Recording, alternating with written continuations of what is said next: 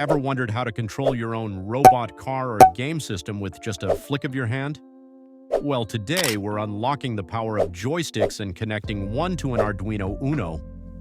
By the end of this video, you'll be moving objects and controlling systems like a pro. Let's jump right in. Here's what we're creating: a joystick that controls outputs like LEDs or even motors. Think of this as your first step into interactive electronics. Whether you want to control a robotic arm, build a game controller, or simply learn something new, this is the perfect place to start. You'll need a joystick module, an Arduino Uno, some jumper wires, and optional LEDs to visualize your movements. Simple, right? But here's the thing. If you connect this wrong, your joystick might not work as expected. Don't worry, I'll show you how to avoid that mistake.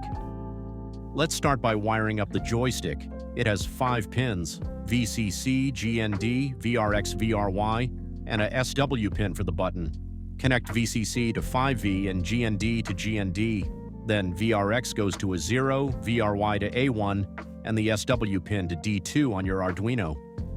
Take your time here. It's straightforward but essential to get it right. Now it's time to upload the code. I've written a simple sketch that reads the joystick's X and Y values and lets you see them in real time on the serial monitor. You can find the full code in the description below this video. Copy it, paste it into your Arduino IDE, and let's upload it. Once uploaded, let's see how it performs. But wait, how do we know the joystick is giving the right values? Let me show you a simple way to troubleshoot. Open the serial monitor in your IDE and you'll see the live X and Y values as you move the joystick. Push down on the button and you'll see it register as well. If you're not seeing anything, double-check your connections and make sure your code is uploaded correctly. Once everything's working, you can connect this to motors, servos, or even your own gaming project. Ready to take things further? Check out my video on how to use an HC05 Bluetooth module to add wireless control to your projects.